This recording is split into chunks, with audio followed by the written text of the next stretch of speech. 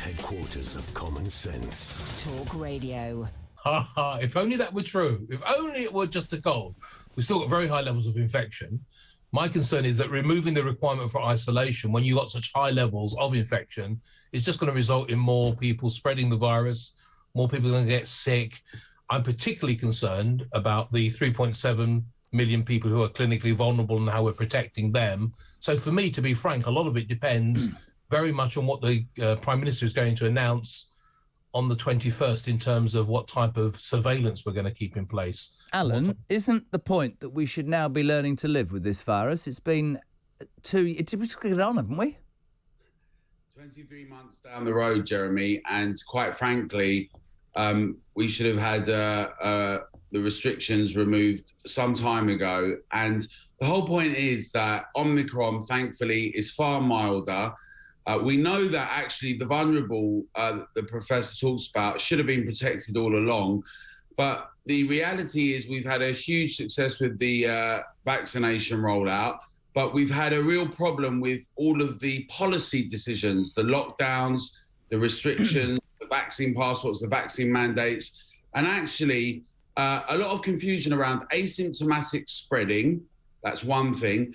And the fact that we've also, on top of the fact that we've had vaccination program, we've also got enormous immunity. And Omicron has done what all viruses do, which is that it spreads rapidly and significantly, but it's far less impactful. Now, we know that if you're vulnerable, respiratory illnesses can be serious. We know that with flu, on some years, flu can be very serious with people. It's not to be dismissed. But it does not mean that we shut the whole of society down. And, you know, what we've seen in the last 23 months is a situation where we've adopted policies that we've never had before, like the kind of Chinese lockdown policy. We threw out the pandemic strategy. And I really think it's definitely right that we're doing this, but we should have even done it sooner. Can I jump in, though? I'm an expert. You two are. And I don't know, I think we need to get on with our lives. I think the problem is, unfortunately, if you look at the political situation in the United Kingdom right now, Boris Johnson is on the ropes by anybody's standards. And Boris Johnson is, I'm pretty sure, before the local council elections in May, going to be doing anything he can to strengthen his position. In fact, most Tories would say go back to being a Tory. Now, people have been going on for weeks and months, Lawrence, about it's time to get on with our lives. Where I will side with you is, in this latest announcement, there's no sign of a scientist. There's no sign of doing one of those press conferences where that boring couple lay out all this stuff. No disrespect to scientists. All of a sudden, you think, hold on a minute, so we've had all of this for 2 years and now it's all right and there's no scientists, and is this because it's just convenient?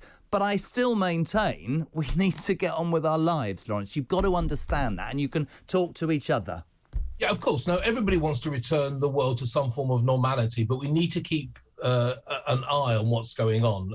We need to maximise the freedom for people, of course we do, whilst making sure that we keep an eye on how things are going. We're not out of the pandemic. This virus is raging around the world.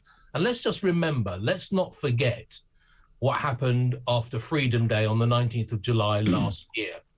We had about 46,000 cases a day then, so we had quite high levels of infection. And then we were faced with Delta and Omicron, and we will inevitably be faced with other variants. And it's not true, Alan, that, you know, these are things that are going to get milder. They don't necessarily.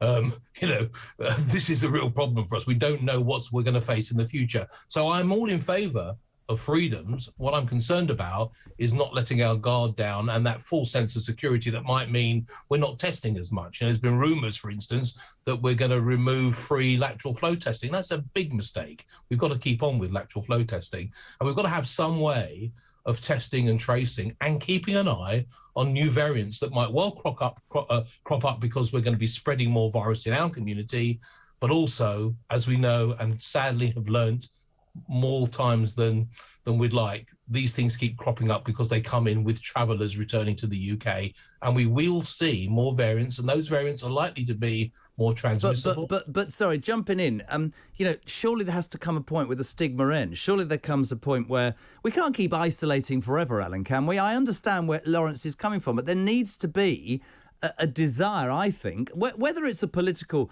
decision by Boris or not, we need to get on with our lives to a degree safely, I suspect, but we need to get on, don't we, Al? Well, what Lawrence is right about is that we never know what's in the future. Yeah. And in a way, it's very, very important, and it's absolutely banal as an observation, because what we do know is that the Freedom Day on 15th of July, we were talking about Delta, but frankly, that should have been Freedom Day. But what came with a raft of policies, including vaccine passports and others. And this has been about policy. So, Jeremy, when you say that we don't now see the CMO, we don't see Mr. Whitty and Valence standing there, one of the problems has been in the last 23 months is that the government outsourced far too much responsibility to unelected representatives. There's a difference between taking counsel and advice and then somehow presenting this idea that we're following the science as though science is rather than a method of inquiry. And to be honest, we should have done this far sooner. And politicians need to take responsibility for balancing all aspects of life. Yesterday, the Daily Mail had a very interesting and important article where it looked at the damages and the costs of lockdowns and policies that happen. Now, across the world, many decisions were made where impositions and restrictions are had. There were some outliers that took a different approach, like Sweden and elsewhere. These are policy decisions. But one thing that we have to remember is that when we jettison a whole range of things like freedom, when we impact things like children and the economy, these are very substantial costs that have other health impacts as well. Cancer waiting lists, stroke, heart disease. The whole idea that it's a zero-sum game, that it's COVID only, has been one of the problems and the flaws in the outlook. I think if I could jump in, guys, because I have to go to the news, but I will say this. I think there's many instances where you would look at this as a discussion. I think there's right and wrong on both sides, to be perfectly honest. I do think we have to get on with it. I do think we have to still be safe, though, and Lawrence makes the point about July. I'm not sure that the public in this country would, again, ever accept any more restrictions. I genuinely believe that people have been taken on this roller coaster ride and they feel it's time to move on.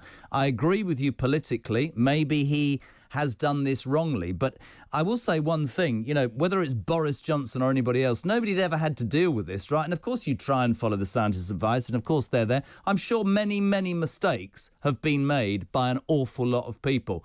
But I think most people listening and waking up this morning would be of the mindset that, yes, we're going to have to perhaps be aware. I mean, I think we're going to have to be aware, but I do think genuinely we have to move on and try and make something of our lives. Alan Miller, Professor Lawrence Young, thank you very much indeed. Very kind of you. Good talk. Hot talk. Bold talk. Talk radio. Listen on your smart speaker. Watch it live on your smart TV. The world headquarters of common sense. Talk Radio.